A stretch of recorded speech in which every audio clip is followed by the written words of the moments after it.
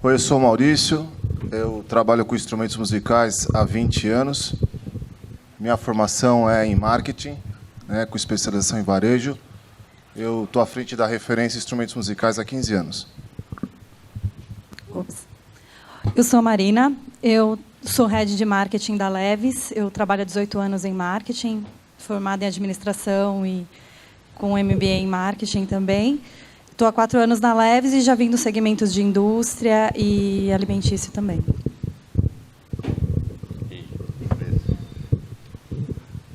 Meu nome é Célio Ramos, eu sou publicitário e, nos últimos 17 anos, dono da EMT, Escola de Música e Tecnologia.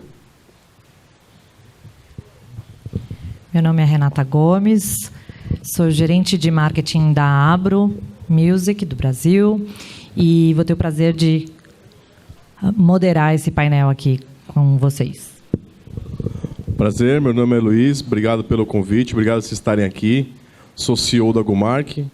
Gomark é uma agência de marketing digital que trabalha com e-commerces para pequenas e médias empresas. Prazer estar com vocês aqui. Prazer, meu nome é Gabriela, eu sou CEO da Gigamob. A gente tem um produto aí agora no mercado novo, uma plataforma para gerar inteligência de mercado para o varejo. Bom, então já que o assunto é marketing, vamos já começar com uma pergunta polêmica e que eu acho que está aí na cabeça de vocês. Quem é lojista aqui? Levanta a mão. Ah, tem poucos lojistas ainda aí. Quem não é lojista é expositor? Quem é expositor aqui? Levanta a mão. Legal, legal. Quem é outra coisa que não lojista nem expositor? Ah, olha o Nelson.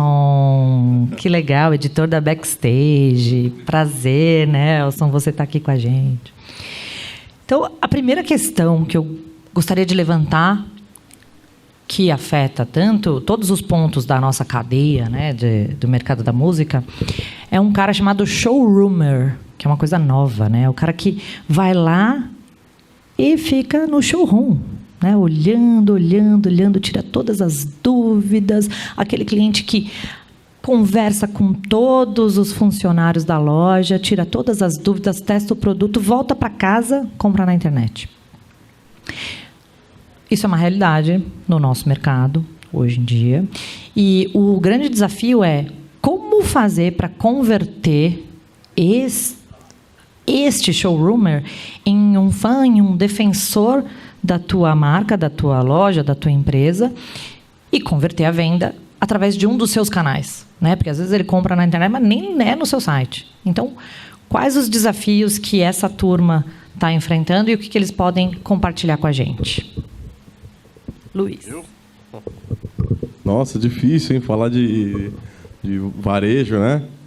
Olha, segundo dados que a gente tem, né, até do próprio Google compartilha com a gente lá na Gomark, acontece.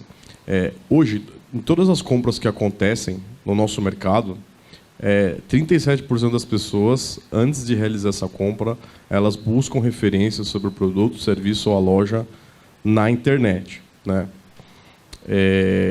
Agora, eu tenho uma agência de marketing digital, eu sou especializado em e-commerce, e no caso desse, do cara na loja de vocês, testar todos os produtos, tirar todas as dúvidas e comprar na internet, o melhor conselho que eu posso dar para vocês, até eu sou suspeito, vocês têm que ter um e-commerce. Vocês têm que ter uma presença online, né? Tem que ter uma extensão da tua loja online para vender para todo o Brasil e para essa compra ela não se perder, né? Eu acho que essa é a melhor dica que eu posso dar. O que vocês acham aí? Mas e quando você tem um e-commerce? Vamos lá, Maurício. Esse desafio de reter o cliente na loja é constante, né? Antes mesmo da internet, a gente sofria muito e continua sofrendo. Quantas vezes a gente se torna um showroom de pessoas que vão comprar fora do país. Principalmente quando o dólar estava bem distante, a gente sempre sofreu muito com isso, sempre foi abordado. Eu entendo que a força de organização ela depende muito do distribuidor, ele que tem condições de definir a praça e como ele coloca o produto dele e como ele presencia a marca dele dentro das suas revendas. O cliente hoje, ele mais do que nunca é quem detém o poder da decisão, o poder da escolha, e tudo isso só vitamina esse poder dele. A internet, o e-commerce, o mobile commerce, através dos celulares, dos smartphones hoje, né? Isso só deixa ele com cada vez mais vitaminado na escolha. Mas não muda, a operação é a mesma. Eu digo, é gente vendendo para gente. E no nosso mercado, que é tão específico, que você tem que ter um conhecimento profundo, se você investir numa boa equipe, você tem como fazer a retenção desse cliente, mesmo que ele volte para a sua internet. E o impulso de uma loja física é muito grande. Eu acho que esse reconhecimento, essa união de forças é o que tem que ser trabalhado, não a divisão dela. E por falar em impulso, em loja física, né, curiosidade, Leves, que é de um segmento correlato ao nosso, né, moda, música. E o que vocês fazem, Marina? Conta pra gente, justamente lá no ponto de contato com o consumidor para reter e para criar experiências diferenciadas para esse consumidor. Bom, acho que todo mundo fica se perguntando o que tem a ver a moda com a música, mas quando eu falo de Leves, não é simplesmente fashion. A gente fala de lifestyle, de atitude, e a música é um dos pilares que a gente trabalha. Então, quando a gente fala de comportamento de consumidor, é basicamente o mesmo. O que a gente tenta trazer de diferente dentro do ponto de venda é a experiência, que é uma coisa que ele só consegue ali. Online, você tem menos informações, obviamente, e você não tem aquele contato físico, aquela troca de informação. Então, quando o cliente vai na loja, você tem que ter uma equipe treinada, que saiba vender bem o produto e trazer alguma inovação, alguma coisa nova para o cliente. Eu acho que hoje o desafio de todo mundo é trazer fluxo para a loja, né? Então, assim, eu tenho minhas lojas no shopping e os próprios shoppings já não têm esse fluxo, então você tem que buscar onde é que está esse cliente e trazer para ele um momento para que faça com que ele deixe a internet para ir até lá. Obviamente, eu não descarto que o e-commerce é muito importante. Nós não temos o e-commerce aqui, mas temos os parceiros de e-commerce e é uma troca. Então, aquele cliente que já se sente confiável com o produto X, ele vai na internet, que não deixa de ser uma venda nossa também. Então, hoje, nessa área de informação, todo mundo está em tudo quanto é lugar. Então, a gente tem que estar com mídia, desde a revista, digital, mas também tem que ter todo esse cross e aproveitar todos os canais, né? Que hoje em dia é importante você estar onde o cliente está. E por falar em cliente, né, no nosso mercado, os clientes estão lá com o Célio. Célio Ramos, onde esses clientes estão? O que está passando pela cabeça dessa juventude, desses músicos, os novos músicos? Nós temos uma amostragem boa do perfil do cliente das lojas, porque temos por volta de 1.600 alunos ativos. E, de fato, a gente não ensina música, a gente vende sonho. E isso as lojas também fazem. O envolvimento de uma loja é fundamental para fidelizar o cliente. Porque shopping todo cliente fez. Eles vão nesse centro de compras, como na Rua Carioca do Rio, ou na Teodoro Sampaio, aqui em São Paulo, e vão de loja em loja perguntando preço para se decidir. A internet, no caso, o e-commerce, é um ingrediente a mais. Então, acho que o ingrediente fundamental é fidelizar o cliente através de serviços que você presta, de atendimento diferenciado, enfim, coisas que possam seduzir alguém que, na verdade, também não quer aprender a dominar um instrumento. Ele quer realizar um sonho. Está mexendo com emoção. Cabe ao ponto de venda ir adiante, reconhecer isso e dar o tratamento adequado, porque se isso acontecer, ele para de fazer o shopping ali, naquele lugar, ele não vai procurar outros canais. E por falar em outros canais e informação, eu queria que a Gabriela falasse um pouco sobre como ela trabalha essa questão na empresa dela, que é a tecnologia, processando esses dados e trazendo essas informações, né, valiosas para os lojistas. Como é que a gente trabalha? A gente viu toda essa deficiência do mercado hoje, né, principalmente no varejo, na questão do shopping, essa falha de comunicação entre o cliente e a loja. Então, a gente fez todo um detalhamento, todo um caminho, e a gente trabalhou na questão do reverso disso aí. Então, a gente criou uma plataforma, um aplicativo, onde esse cliente favoritou, por exemplo, eu gosto da Levi's, favoritei a Levi's dentro do meu aplicativo, vou receber as promoções da Levi's. Essas promoções vão ser colocadas pelo lojista, seguindo os parâmetros que ele quer, fazendo com que esse cara da casa deles vai até a loja física para adquirir aquele produto que ele favoritou, que ele deu like lá. E como é que a gente faz esse rastreio desses dados? Quando ele baixa o aplicativo, ele tem que fazer um cadastro mínimo ou fazer um link com o Face.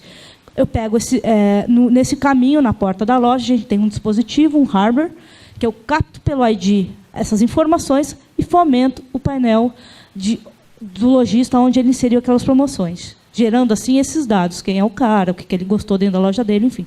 Gerando essa comunicação que hoje é falha entre o lojista e o cliente, fazendo com que o lojista, pelo smartphone, que hoje e-commerce é muito bem aplicado, mas o mobile também, ele tem acesso às informações da loja física e faça com que o lojista vá buscar pelo mobile o cara para dentro da loja dele. A gente já está fazendo alguns cases, inclusive a gente está fazendo uma parceria com o shopping, enfim, porque realmente é falho essa comunicação e as pessoas não conhecem o cliente, não sabem o que eles gostam e não tem essa comunicação.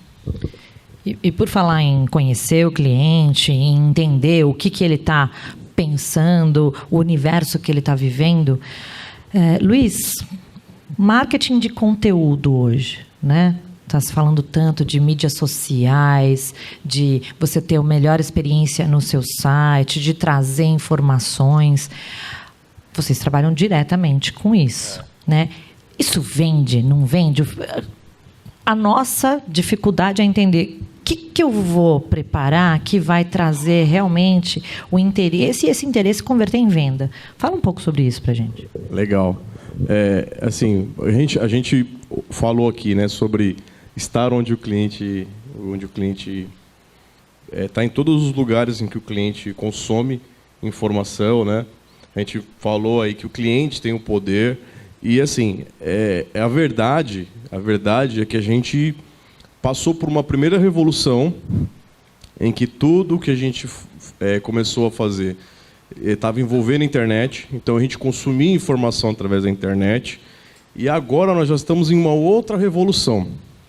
Essa revolução, o mercado digital, está se chamando de micromomentos, né? Então, o que é isso? Vou fazer uma brincadeira rápida com vocês. Quem aqui tem smartphone, levanta a mão. Todo mundo, né? Agora, vamos ver se alguém adivinha. Quantas vezes, em média, né, segundo os estudos, você olha o seu celular no dia? Chuta, alguém chuta o número aí. 2. Estou olhando agora para ver 50. as perguntas aqui, ó. Que mais? Não, chutaram os 50. Que mais? 130. Quem falou 150? Levanta a mão aí que eu não estou vendo. Está escuro. Rapaz, lá do fundo. A gente, em média, visualiza, pega o celular, olha 150 vezes por dia. O que é isso? São micromomentos. Então, naquele micromomento, você resolveu pesquisar. A gente estava conversando ali sobre e-commerces que não fechavam a conta. A gente já logo pegou o celular para ver um dado. É um micromomento que eu quero saber esse dado. Ah, você lembrou que tem que comprar material escolar para o teu filho, que agora teve a volta às aulas no segundo semestre. Aí, por alguns segundos, você vai lá e dá uma pesquisada, uma loja mais rápida. Então, o que acontece? A gente hoje vive num momento em que a compra ela já não obedece mais aquele modelo tradicional, que eu tenho estímulo, que eu tenho contato com a loja e que eu compro. E nem um novo momento, que era o da internet, que eu pesquisava na internet, comprava na internet, ou eu ia até o local. Hoje a gente tem centenas de micro momentos durante o dia. E o que acontece? Você tem que estar presente em todos esses momentos. Quanto maior e melhor for a sua presença em todos esses momentos, maior a sua chance de fazer negócios. As empresas que estão aproveitando esses micromomentos são as que estão vendendo mais nesse momento que a gente está passando. E como é que você faz isso, né? A gente já falou que a gente tem que ter presença online. A segunda, né? Ter um e-commerce. Mas você pode ter essa sua presença sem necessariamente estar ali vendendo, né? Como o Célio, é Célio? Eu sou muito ruim de nome.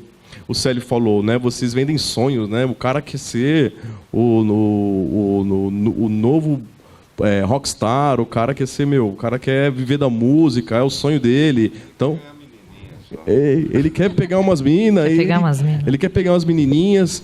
Então, assim, é um mercado bom, ou seja, você trabalhar com conteúdo. Eu não sei na loja física, eu não tenho esse dado, mas num site, por exemplo, de todas as visitas que você tem no site, não sei se vocês sabem, 70% desses visitantes ainda não estão prontos para comprar. Eles estão descobrindo o que você tem para vender, qual que é a melhor guitarra, qual que é a melhor bateria, se é a bateria A, se é a bateria B, e só 30% que já sabe o que quer e vai escolher qual que é. Como é que você conversa, se comunica, fideliza esse cara, inclusive até para ele não ir mais procurar outra loja, para ele ir lá no teu local ou ele comprar pela internet. Você conversando com ele em todos os momentos. Então a gente chama isso de funil de marketing. Então tem o topo do funil, é o micro momento o que é, tem o meio do funil, que é o micro momento como é, e o fundo do funil, que é o momento quero comprar. Então, qual é a melhor guitarra para mim? Onde tem lojas de guitarra próximo da minha região.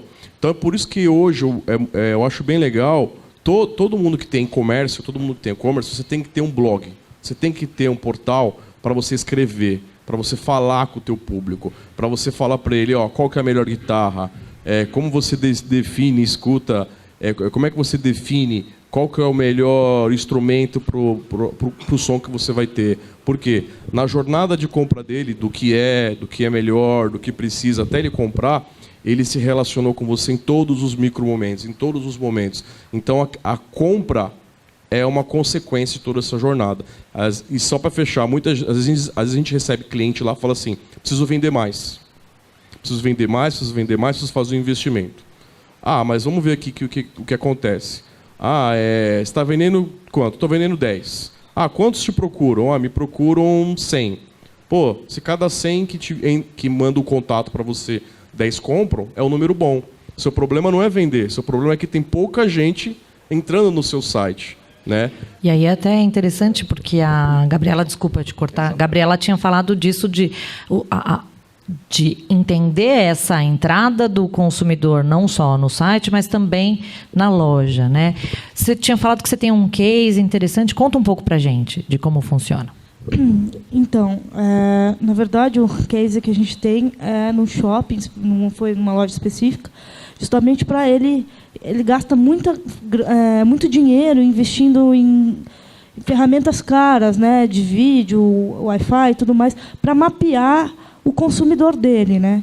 Então, a gente trouxe esse hardware, né, da China, enfim, mas é uma ferramenta barata. Então, ele tem a necessidade de saber o consumidor, né? Qual consumidor? Qual é o mapa de calor? Onde esse consumidor está?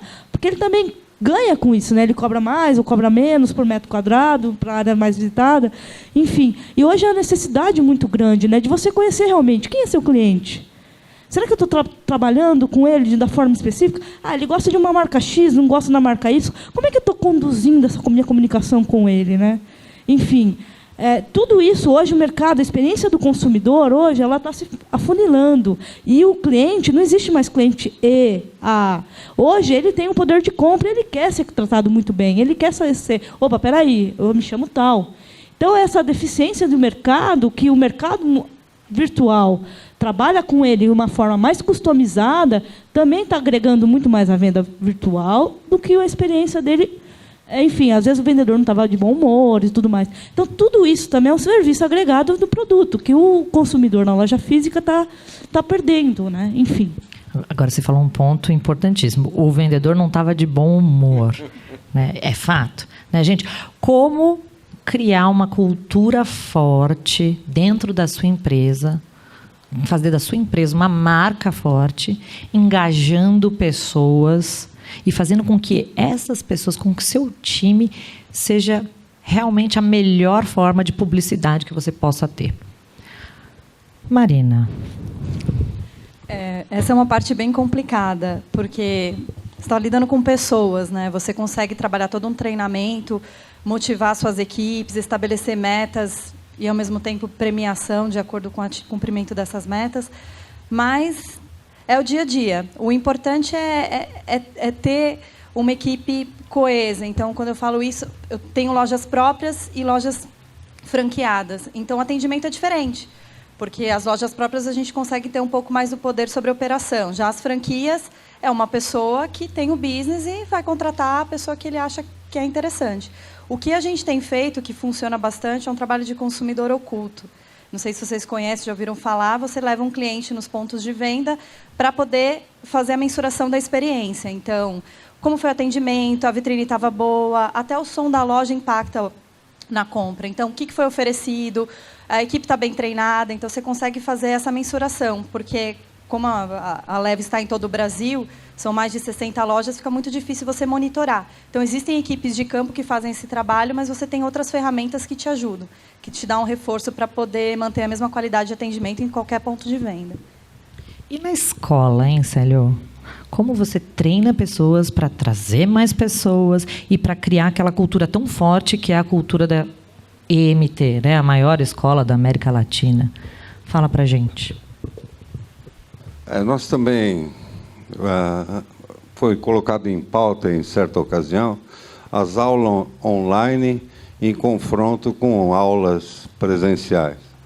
E isso foi me perguntado várias vezes, né? Por que as pessoas, com a facilidade, com a comodidade que a internet propicia, por que vão 1.600 pessoas pegar ônibus, ou pegar o metrô, ou se deslocar numa cidade de difícil locomoção para ter aula presencial? Por quê? Se a internet está aí, oferecendo tudo, esse mundo maravilhoso de possibilidades que hoje falam da internet. Acontece o seguinte, isso é da natureza humana, as pessoas vivem em confraria. Nós vivemos em confraria. E cada um quer encontrar a sua tribo e quer ser bem recebido. Então, o que nós fizemos, o grande diferencial, é que lá nós temos ingredientes que mostram que a pessoa que quer dominar um instrumento, que quer cantar, ele está no lugar certo. E por que ele acha que está no lugar certo? Porque está lá os músicos que eles conhecem, as pessoas que eles gostariam de ser quando crescer, porque lá ele tem áreas de convivência, ele tem diferencial que o faz se sentir em casa e na sua tribo. Então, acho que as aulas online, elas propiciam um aperfeiçoamento, ou buscar um conhecimento adicional, ou buscar uma lição especial de um músico famoso, mas certamente ela não vai dar aquela sensação do músico que ele está em casa. Aqui é a minha confraria, aqui eu me sinto bem. Ou seja, se ele não estiver lá, ele está fora da confraria. Então, eu acho que uma loja de instrumento musical, quem conhece um pouco da natureza humana, sabe que no mundo ocidental, todo mundo reage do mesmo modo, todo mundo quer as mesmas coisas, todo mundo quer conforto, quer bem-estar, quer ser bem tratado, quer proteção. Isso é normal, qualquer garoto do mundo quer isso. E as lojas querem isso do seu fornecedor, do importador de quem ela compra. E ela tem que transferir isso também para o consumidor. Porque quando ele se sentir numa loja, que ele está seguro, que a loja é confiável, que a loja é diferenciada, ele certamente vai estabelecer a opção de compra por aquele lugar onde ele se sentiu em casa. Na verdade, acho que as pessoas almejam estar em boa companhia. Eu estou em boa companhia aqui. Vocês estão em boa companhia? Tá tudo bem? Por falar em boa companhia, fala, Maurício, há quanto tempo você tem boa companhia na sua loja? Quanto tempo você está bem acompanhado? E o que você faz para engajar o teu exército lá? Bom, a equipe de vendas da loja é o coração do negócio, né? Não tem como negar isso, e eu acho que isso acaba sendo o grande diferencial. Hoje cedo eu ainda brincava, olha, não adianta, se não tiver venda, a gente não consegue ter nada. Hoje nós estamos lutando e batalhando para reter cada vez mais o nosso vendedor e valorizar o vendedor. Então, o pessoal que acaba trabalhando com a gente é um pessoal de uma faixa etária acima de 35 anos, pessoal que já saiu tocando, e a gente motiva que ele continue tocando, para que ele possa estar pesquisando, para que ele possa estar antenado ao produto que ele vende. Porque todas as empresas elas têm que definir a sua estratégia. Para referência, a gente definiu uma estratégia. Por mais flexível que ela seja, a gente mantém a mesma estratégia. E esse posicionamento ele se mantém importante, principalmente quando o mercado se diminui. E entre uma das nossas estratégias está cuidar da nossa equipe de venda para que ele possa levar a informação do produto para o nosso cliente. O cliente, o consumidor, ele continua sendo indeciso. E muitas vezes todas as informações que chegam para ele amplificam essa indecisão dele. E é muito importante quando você pega alguém que conhece o produto e vai na veia do desejo dele e conhece o produto. E no nosso mercado é fundamental que se conheça o produto. Eu vejo assim, às vezes alguém chega para mim e fala assim, poxa, está linda a loja. Abriram outras lojas lindas. Eu acho maravilhoso que o mercado tenha boas lojas, mas eu acho um pecado quando você chega numa loja e ele fala assim, eu tenho uma vermelha, uma preta e uma azul. Da mesma forma que existem os profissionais dessa área, da área do e-commerce, é importante que a gente valorize o profissional da frente de loja. E essa pessoa, ele é fundamental para o fechamento do negócio. Então, uma das nossas estratégias é manter uma equipe de vendas com vendedores especializados e que gostem, que toquem, e eles mesmos vão procurar e eles fazem trocas com os clientes, e isso acaba gerando um resultado positivo. Dentro da nossa estratégia, a gente não se posicionou para ser a loja do primeiro instrumento. Dentro da nossa estratégia, para que a gente pudesse ter um lugar onde esse diferencial surgisse, não é na linha de frente, na linha de entrada, no primeiro instrumento, que se torna muito mais competitivo. Então, essa companhia acaba sendo os meus amigos, o pessoal com quem eu trabalho, com quem eu vivo todos os dias. E mesmo quando a coisa fica menor, que o mercado fica menor, é uma delícia chegar na loja lá e você olhar aquele monte de instrumento lá e você vê o pessoal vibrando. Porque quem entra numa loja de instrumentos musicais, ele vive uma outra realidade. Quando alguém sai com um produto, com um instrumento musical de uma loja, a energia que ele leva, pô, nós somos privilegiados de poder trabalhar nesse tipo de negócio. Por falar em privilegiados, né, em equipe, em paixão, em contagiar, eu fiquei sabendo de uma história aqui, que o Luiz tem 400 clientes, né, uma agência que atende 400 clientes. Haja paixão. Qual é a fórmula para manter todo mundo apaixonado? No nosso segmento, para a gente é fácil, né, Maurício? Porque a gente já é apaixonado, né? Garanto que você também seja apaixonado. Mas como manter sua equipe apaixonada para atender esses 400 clientes? Tem um pouco a ver com personalizar um pouco a experiência desses clientes? Conta aí para a gente. É realmente um desafio, né? Você tocar. A gente quer, na verdade, a minha causa é ajudar milhares e milhões de empreendedores, de profissionais, de empresas a sentir a felicidade de um sonho de um negócio realizado, né? E eu acho que não é o mercado de música, né? O meu mercado de marketing digital, mas ele é parecido nesse sentido, porque todo mundo que tem o seu negócio, ele tem esse sonho de ter um negócio de sucesso, né? De ter aquela visão, aquele sonho materializado, né? E é isso que motiva a gente, motiva a nossa equipe, né? E para poder atender todo mundo e poder dar resultado, a gente precisa bastante de tecnologia, a gente precisa bastante de padrão, né? Então, acho que a gente escutou aqui sobre ter um bom atendimento, né? Sobre ter uma grande gama de produtos, né? Para a Gumark conseguir atender 400 clientes, né, e eu quero que seja muito mais, como eu falei, milhares e milhões no mundo todo, A gente tem um cuidado muito grande, principalmente com a opinião do cliente. Então, trimestralmente, a gente faz um NPS, que é o quê? A gente pergunta para o cliente, de 0 a 10, o que você acha do nosso trabalho? Tá dando resultado para você? Se o cara der 0 a 6, é que ele não está gostando, não está bom. Se ele der 7, 8, é que o que a gente combinou está acontecendo. Se ele der 9, 10, a gente está surpreendendo ele.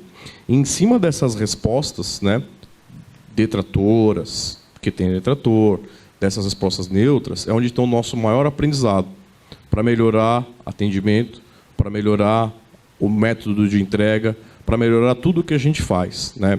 E para você trabalhar com 400 empresas com um nível global de qualidade, é preciso de muito padrão. Então, como é que a gente fez isso, né? Vou contar uma história muito rápida aqui. A empresa, mais ou menos uns 2 anos, 1 ano e meio, 2 anos atrás, a gente chegou a bater 200 clientes. E ali a gente começou a se perder um pouquinho na empresa. A gente começou porque ela era bem tranquila, chega o cliente, faz o seu melhor, faz o seu jeito. E aí tinha cara que trabalhava de um jeito, tinha cara que trabalhava de um outro, tinha cara que brigava com a esposa e não aparecia para trabalhar, tinha cara que estava virado da balada e não fazia o trabalho direito. Então, eu começando a ler, começando a estudar um pouco, eu conheci a história lá da 3G, né? Que não sei se vocês conhecem, o Jorge Paulo Lemann, o Beto Sucupira e o Marcel Hermann, né? Nem lembro o nome dele direito, que eles compraram a Brahma.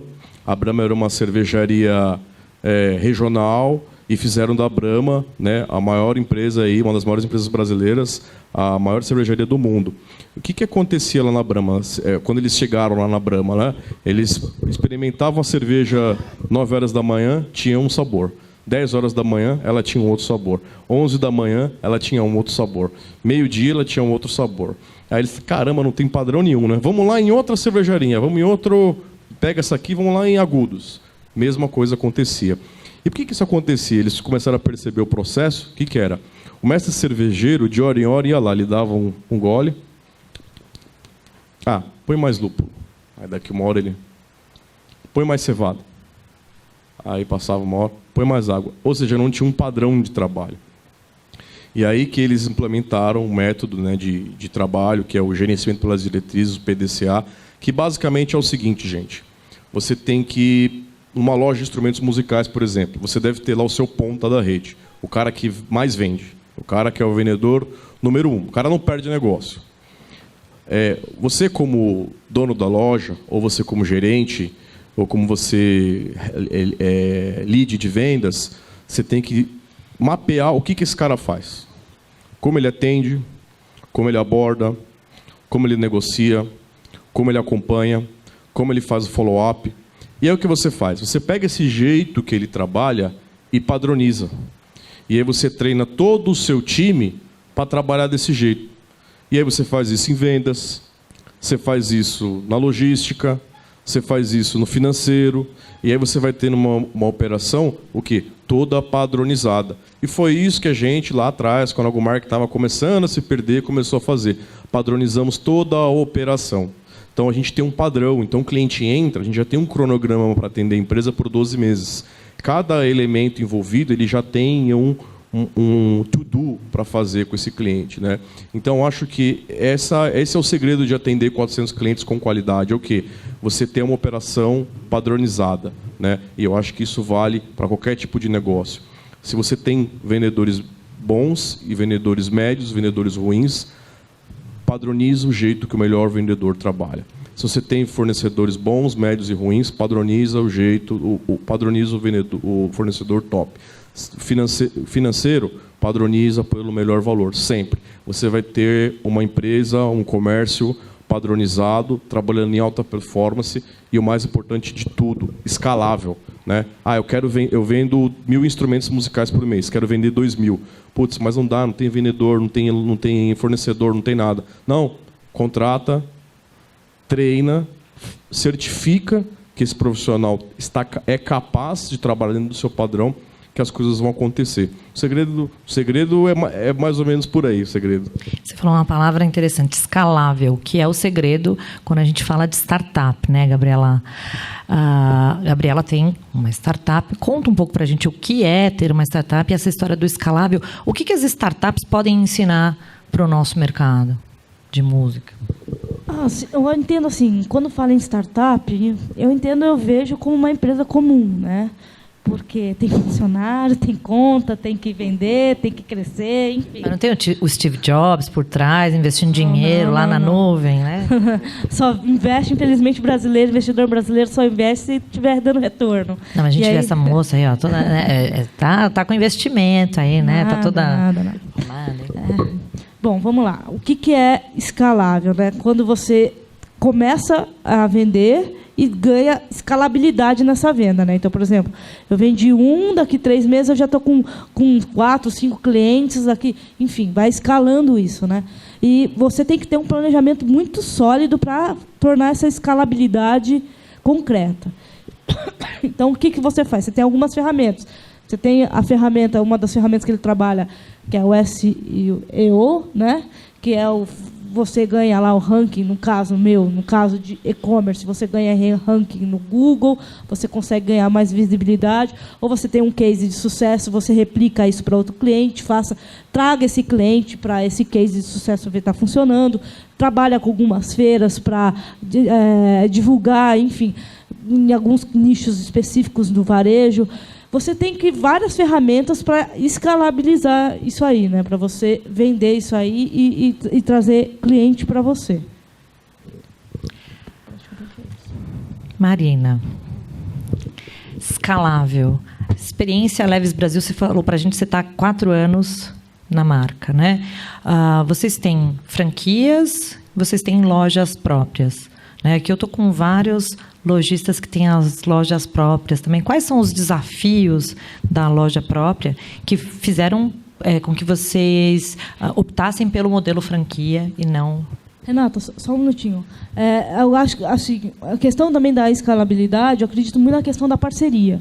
Então, se você enxerga um cliente, aliás, um concorrente seu como concorrente, e o cara está no outro lado da região, faz uma parceria, entendeu? De justamente ir lá, conversar com o cara, ver as dificuldades dele, como é que ele está vendendo, faz um benchmark, traz para a sua loja. O cara, enfim, mas faz parceria, realmente. Eu acredito muito nessa palavra. É tudo combinado, é o gancho, né? Então, qual é o desafio e por que essa parceria da franquia? Bom, na verdade, a maior parte do business da Leves no Brasil, 90% é franquia. Realmente, a operação não custa para a gente, o custo vai todo do franqueado, você só cobra os custos de royalties, propaganda e tudo mais. Nós temos menos lojas próprias, mas elas são mais rentáveis que as franquias. Por que isso? A Leves ela tem mais de 160 anos. E para uma empresa estar tanto tempo no mercado, ela tem que ter valores e uma estrutura de negócio muito sólida. Então, a maior parte dos franqueados também tem muito tempo de empresa e é aquela coisa da história da Olivetti, né? Se a Olivetti, há muito tempo atrás, não soubesse que ia ser soberana e que o computador ia chegar aí, ela não teria perdido o espaço. Então, quando a gente fica fixo naquela ideia, eu vendo isso, só vendo para esse público, é para isso que eu vou comunicar, é aí que se perde. Se você já tem esse consumidor X dentro da sua loja, você tem que buscar o que não está lá dentro. E é isso que a gente faz no negócio de loja própria. Então, a Leves sempre ela tinha um consumidor mais velho, que consumia um Fit, um produto X, e os meus franqueados só queriam adquirir aquele produto X, porque era o que compravam. Só que ele não crescia. Ele mantinha aquela venda estável. E na loja própria, que a gente tem mais autonomia de negociação e tudo mais, nós conseguimos trazer produtos inovadores para atingir um público mais novo. Até toda a campanha publicitária, a comunicação, estar nas redes sociais é para atingir realmente esse público mais novo.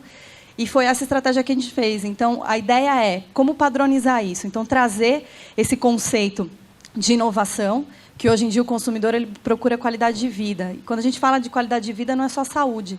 O estar presente, o pertencer também faz parte. Então, quando o Célio falou do sonho, isso funciona com roupa também, com qualquer outro produto. Como que eu pertenço a um determinado grupo adquirindo um produto X? Então, como que eu impacto esse desejo desse consumidor? Então, o desafio nosso como empresa é trazer esse conceito de inovação, de sustentabilidade e qualidade de vida para os processos de franquia também. E você, Célio? Você também tem, né? Eu queria falar de um mercado, mas botando o pé no chão, viu, Maurício? Sabe por quê? Porque nós atuamos num mercado de guerrilha, nós somos guerrilheiros. A gente sabe, e tem notícia, de que boa parte das lojas nesse país inteiro, milhares de pontos de venda, não é feita de exército constituído. Boa parte de fabricantes, se é que nós temos alguns representativos nacionais, também não são grandes empresas. Nós vivemos num mercado de guerrilha. E acho que é esse o foco que a gente tem que analisar. Por exemplo, a loja do Maurício é uma loja de atração turística, né? Ele tem uns equipamentos lá que é objeto de desejo. Agora, como é que é o mercado brasileiro da música? A quem a gente se dirige? Eu sei que hoje em dia faz-se música no laptop, né? Mas é preponderante? O que representa o rap, o funk, o pagode, o axé? Qual é o perfil desse mercado de música? Pela nossa observação, isso é só uma observação, é só um palpite. Eu acho que o mercado brasileiro é sertanejo, é gospel e é rock and roll. Seriam os 3 segmentos mais representativos do mercado. E como é que se posiciona as lojas e os fabricantes, os importadores de produtos, diante de um mercado com esse perfil dominante? Eu não estou dizendo que não haja nichos de mercado com músicas diferentes dessas que eu citei. E o rock só entra no contexto aí porque é música de pessoas que são obstinadas, né, que pertence a uma tribo que consome setup, consome desde correia até pedal, até corda, até... Não é verdade? E é isso que movimenta o mercado.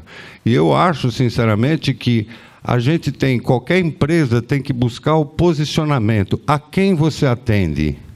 Qual é o perfil do seu cliente? Qual é a expectativa do cliente?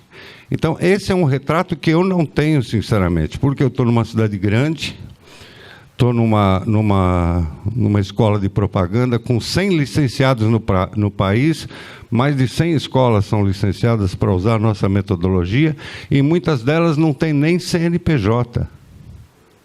Elas são licenciadas porque têm estabilidade, estão estabelecidas há muito tempo, são conhecidas no seu mercado, mas são guerrilheiros. São aquelas que não pagam imposto nem que o governo institui outro. Mas é um mercado bastante significativo. Eu gostaria de ouvir alguma coisa, especialmente de lojistas, né, que está na ponta e que fazem de modo a atender a expectativa desse mercado. E contextualizando com o nosso momento atual, político, econômico, óbvio, sem falar mal de ninguém, né, gente? A economia realmente é aquela situação exógena que bate em qualquer setor, qualquer segmento, e o nosso setor acaba sofrendo muito com isso e não tem como fugir, né? O mercado está menor, obviamente o mercado está menor para o consumo, mas ontem eu conversava com um cliente, ele me dizia assim: você já reparou que a música hoje ela é consumida de um jeito muito maior do que era consumido antes? Nos videogames tem música, em todos, nos telefones, em tudo onde se está gerando muito dinheiro tem música.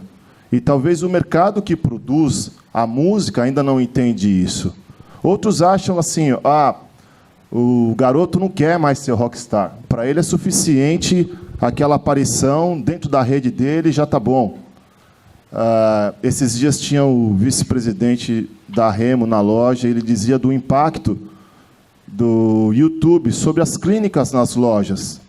Ele dizia o impacto de um pai aceitar um filho se tornar músico, e ainda como vem essa preocupação, como ele vai sobreviver. E é tão impressionante hoje em dia, com tanto avanço que a gente tem, tanto preconceito sobre isso, dentro do nosso segmento mesmo. o próprio preconceito com quem faz música. Eu acho que esse ponto de pensar é importante. E esse momento de mercado menor é importante para isso.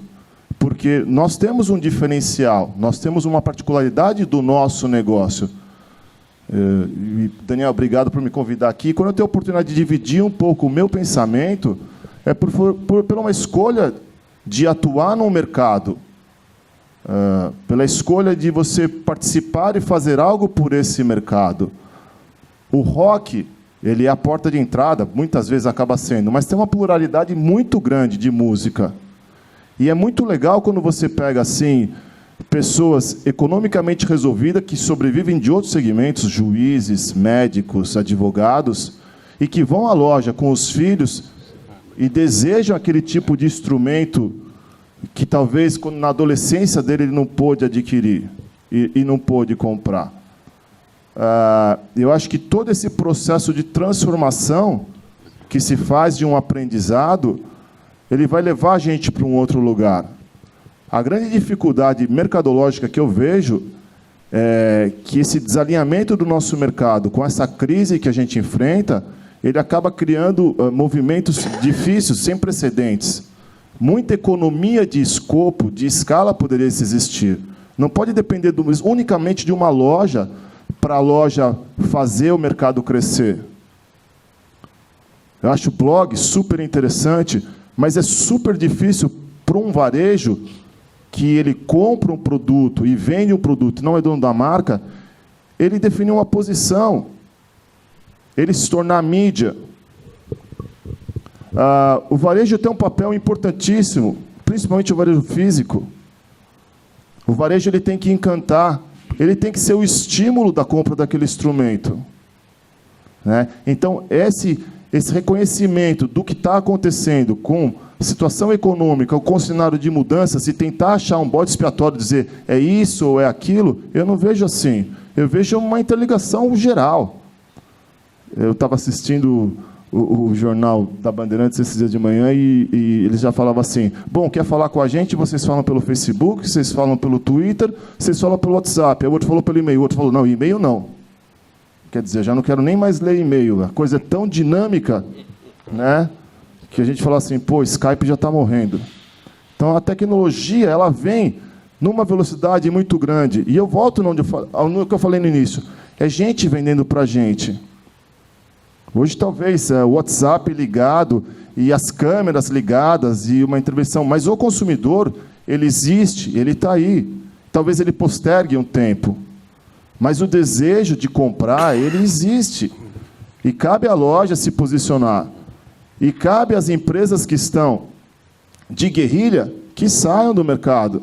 E deixem o mercado para quem quer trabalhar no mercado, investir e desenvolver esse mercado e trabalhar sério.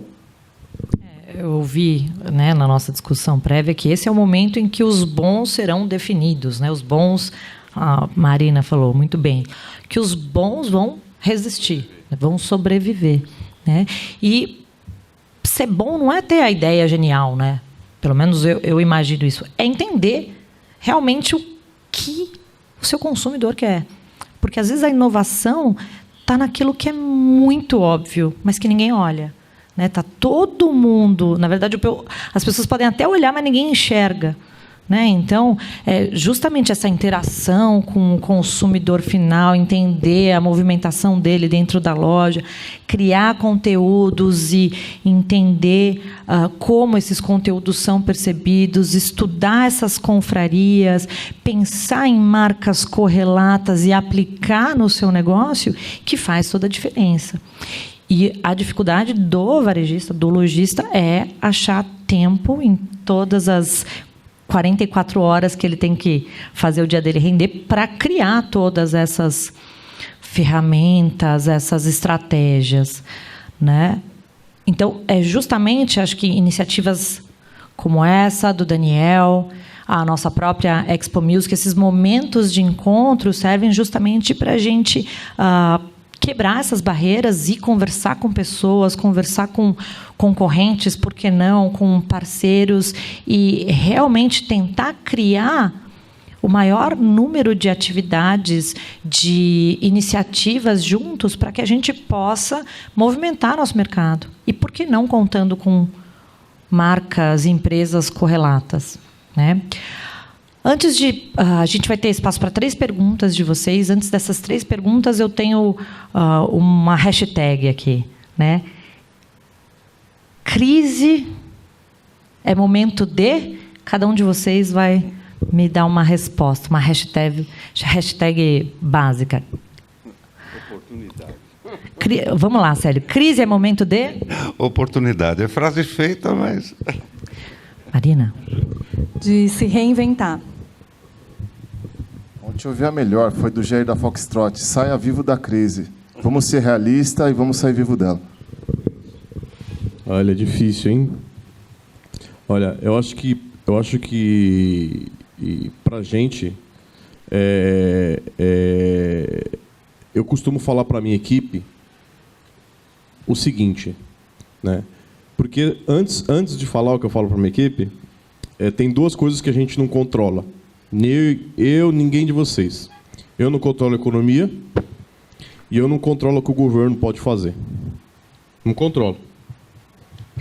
Agora, tudo que está na nossa mão, eu posso fazer melhor. Posso fazer 110% melhor. Então, a palavra-chave que eu estou vendendo para o meu time, para a minha equipe, nesse momento de crise, é o quê? Alta performance. Vamos trabalhar em alta performance. Não tem bola perdida e trabalhar em alta performance. Essa é a chave. Vamos entregar para o cliente alta performance. Vamos vender em alta performance. Financeiro, vamos comprar em alta performance. Ou seja, tudo que envolve a empresa trabalhar em alta performance. Ou seja, sempre procurar otimizar processo, sempre procurar fazer aquele 1% a mais em cada ponta que envolve o teu negócio. Então a hashtag é essa, alta performance, porque o resto a gente não controla. Vou contar só uma historinha. Você falou de startup. Por eu ser startup, eu tive muito preconceito, né? Mais uma menina de startup, que tem um monte de adolescente por trás, rebelde, enfim. Né? Todo mundo acha, mas enfim. Então, eu sou bem adepto ao quê? A parceria. Essa é a minha palavra. Porque eu fiz grandes parcerias com agências de marketing, que colocou meu produto no portfólio deles. Se hoje eu estou em shopping, se hoje eu estou numa loja, é por causa dessa agência e por causa de uma pessoa que acreditou no meu potencial, que é referenciada aí no mercado de varejo de inovação e que está levando meus produtos na bagagem dela e vendendo por aí. Então, parceria. Parceria para atingir escalabilidade, na agressividade e venda. Seria isso. Vocês estão cheios de fornecedores aí, ó, os lojistas, parceria. Com a gente também, viu? Com a Abro lá na Expo Meus, que vocês estão convidados a nos visitarem fazer parceria. A gente tem espaço para 3 perguntas. Quem tem pergunta para fazer? Primeira pergunta. Fala a pergunta e para quem é a pergunta. Boa tarde, meu nome é Daniel, sou de Sorocaba. Atualmente eu tenho uma loja de instrumentos musicais e estou colocando também uma escola de música. A minha pergunta vai para o Célio. Célio, pela pesquisa que eu fiz na região, a gente encontra lá um grande problema, que assim, os professores, como a escola consegue segurar esses professores devido a questões de custo? Porque assim, o aluno chega na escola, ele está tendo aula, está pagando uma mensalidade X, vamos pôr aqui R$200, e esse professor, infelizmente, ele chega a um decorrer do tempo, ele chega e fala para o aluno, olha, vai lá na minha casa que eu vou te cobrar dos R$100. Então, tenho pesquisado isso e eu queria saber de você, o que você faz, o que pode estar me ajudando nesse requisito. E desde já, muito obrigado. Eu vou responder, mas preciso generalizar a resposta para que sirva para os outros também. Eu acho que se a gente achar que uma escola é feita de sala de aula e professor, é o que todo mundo tem. Se nós acharmos que uma loja de instrumento musical é feita de mercadoria e vendedor, é o que todo mundo tem. Então, nada disso vai fazer com que a escola ou a loja seja dominante, seja preferência de alguém. Ela tem o que todo mundo tem. Eu costumo dizer o seguinte: vai fazer igual? Não faz. Porque você está numa cidade, é Sorocaba, precisa de mais um posto de gasolina lá? Mais uma farmácia? Mais um mercado? Mais uma padaria? Não precisa. Então, se alguém for se estabelecer, procure diferenciais. Porque o que acontece é o seguinte: você se diferenciando, as pessoas vão naturalmente ir. Agora, não pergunte para o consumidor. O consumidor não sabe nada. Sabe o que o consumidor quer? Mais do que já tem. Você perguntar para ele: o que você quer num supermercado? Eu quero mais estacionamento, mais horário de funcionamento, mais mercadoria, mais marca. Ele nunca vai te dizer nada que surpreenda a sua expectativa. Eu lembro de um livro do Akio Morita, o fundador da Sony, que ele insistia em fazer um radinho pendurado na cintura para vender para a juventude. E todo mundo dizia que ele era louco, inclusive os engenheiros da própria fábrica. E naquele ano que ele lançou o Walkman, ele vendeu 6 milhões. Nenhum consumidor ia dizer para ele: faça um rádio pendurado para pendurar na cintura. Outro exemplo, vocês lembram de Blockbuster, né? Se você perguntasse para um consumidor o que você quer numa locadora de vídeo, ele ia dizer: eu quero mais título, eu quero mais vídeo, eu quero mais estacionamento, mais horário de fornecimento. Ninguém ia dizer para ele: eu quero pipoca de micro-ondas. Não é verdade? Então, nós temos que trabalhar com a percepção para levantar que coisa nós podemos fazer para ser diferente no nosso negócio. O que nós podemos fazer para atrair atenção? Veja que eu ainda não falei de escola de música, né? Eu estou falando de mercado, estou falando de varejo. Então, veja o seguinte: quando nós, há 17 anos atrás, abrimos o IGT, Instituto de Guitarra e Tecnologia, eu não fui perguntar para o consumidor se ele queria um cyberspace, que na época estava começando a internet. Ele nunca ia dizer isso. Ele ia dizer: eu quero sala de aula e quero professor. Que era a única coisa que as escolas de música tinham. Quero estacionamento, Ele ia querer mais do que ele já conhece. Então, nós fizemos, na época, que era inovador, cyberspace, workstation de estudo, que ele podia estudar em silêncio a hora que ele quisesse. Nós colocamos instrumentos à disposição, nenhuma escola tinha. Nós colocamos não tínhamos auditório, porque a escola tinha 600 metros quadrados. Tinha um auditório onde a gente fazia o que a gente chamava de open class. Sempre algum professor estava lá à disposição, passando informações. Nós botamos uma cantina, nós criamos áreas de convivência. Resultado: os diferenciais fizeram com que a escola... Nós começamos com 2 patrocinadores. O Tajima e uma marquinha de corda... Ainda existe, a CIT, City, S-I-T. Existe, é distribuída pela Abra, é muito boa, inclusive. City é boa. E o Pedal Zoom, nós tínhamos aval de 3 marcas para fazer aquele projeto. Hoje nós temos 70 marcas dando aval para a escola. 70 marcas que patrocinam as 40 salas de aula, patrocinam o auditório, patrocinam o estúdio, patrocinam o workstation de estudo. Quer dizer, nós temos 70 parceiros ali, porque uma coisa é certa: ninguém quer ficar fora. Quando eu falo de eventos como a Expo Music, que eu acho pequeno em relação ao mercado, eu acho que ele deveria ser muito maior, para criar essa sensação: eu não posso ficar fora disso. E quem não poderia ficar fora? O lojista, o fabricante, o importador e o público. Quando cai o público, não tem mais esse elan Não tem mais essa aura. Não está mais embrulhado para presente. Porque ninguém almoça em restaurante vazio. Agora eu vou responder. Se você não criar diferencial, você vai ser mais uma escola em Sorocaba. Pega o menino que sabe dar aula e põe ele, faz um acerto com ele vai ser o endorse da sua escola. Eu tenho endorsers na escola, não com esse nome, mas eu contrato Mozart Mello, Eduardo Anui, Kiko Loureiro já deu aula, Rafael Bittencourt dá aula lá, o menino do Capital Inicial dá aula lá, o Pixinga dá aula lá. Você vai estudar onde? Se você quer aprender de verdade. Você vai querer, como eu te falei, se juntar à sua tribo. As referências, né? Então, a receita para a sua escola: tenha área de convivência, ofereça serviços, facilidades, põe lá um carinha que regula instrumento, um luthierzinho, tem...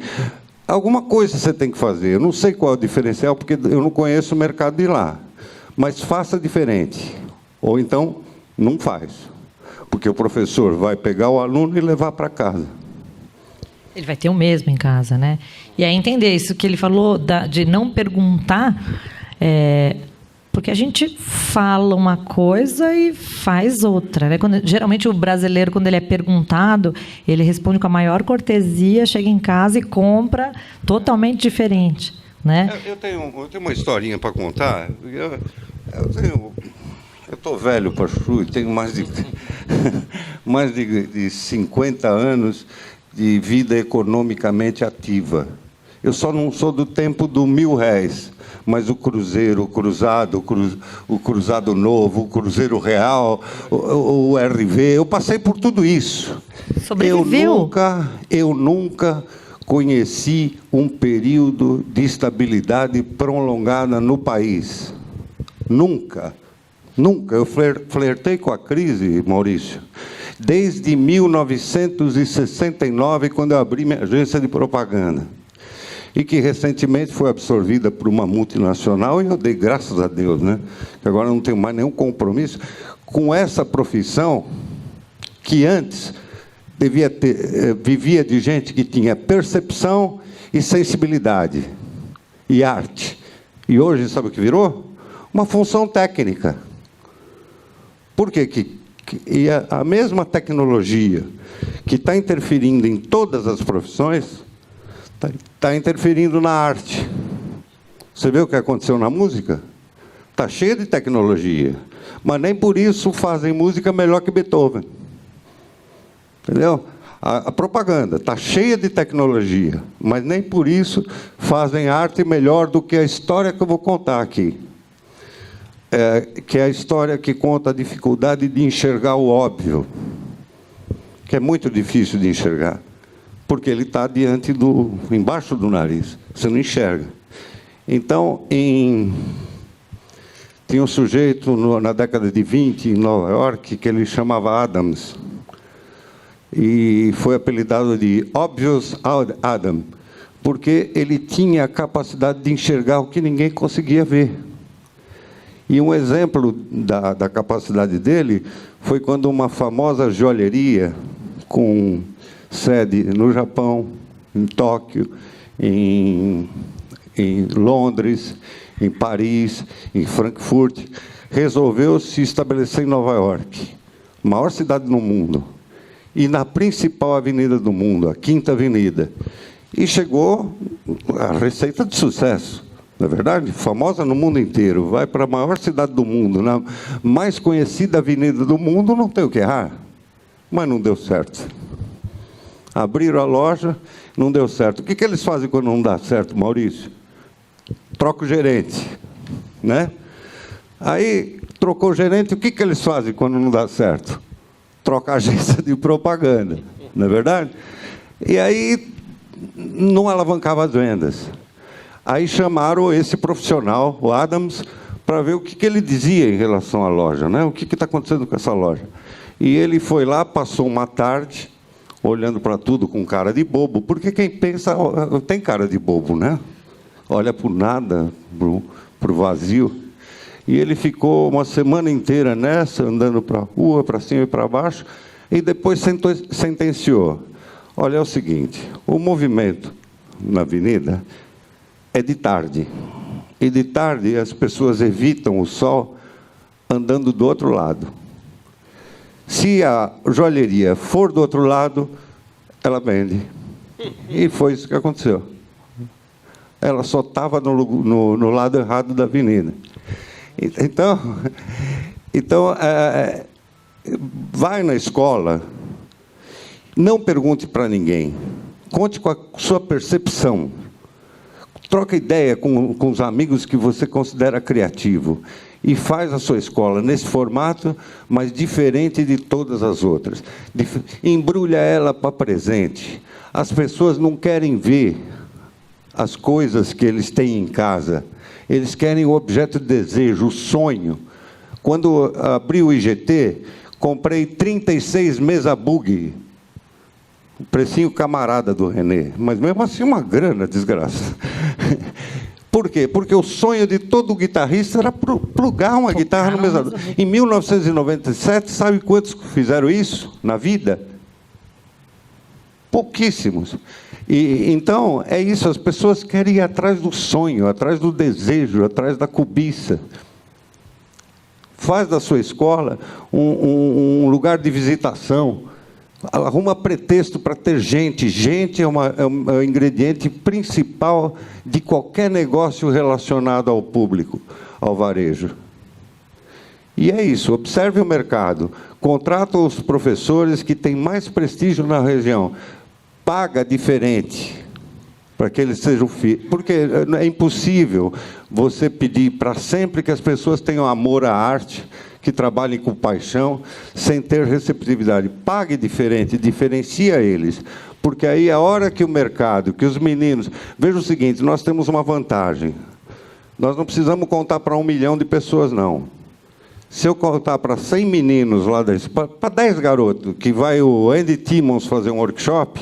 No dia seguinte está todo mundo sabendo. Eu não preciso contar para 10 milhões de pessoas, não preciso ir no Jornal Nacional falar que o Steve Vai foi lá. Todo mundo ficou sabendo no dia seguinte, porque vazou para meia dúzia. Entendeu? Bom e essa é uma conteúdo, vantagem. Né? Bom conteúdo vaza naquela Isso, comunidade. E essa é né? a vantagem. Se você fizer alguma coisa diferente, você vai ver que essa confraria no dia seguinte está sabendo. E você vai se diferenciar. Bom, gente, depois dessa história toda, não tem mais nem o que falar, né? Uma salva de palmas, né? Então, já para que a gente possa, então, aproveitar esse tempo de perguntas, vou fazer uma coisa um pouco mais pessoal. Eu vou convidar vocês a virem conhecer o Maurício, a Marina, o Célio, o Luiz e a Gabi aqui. Eles vão ficar aqui na frente do palco. Venham para trocar ideias, para fazer suas perguntas, trocar cartões, por que não, né? Vamos fazer parceria.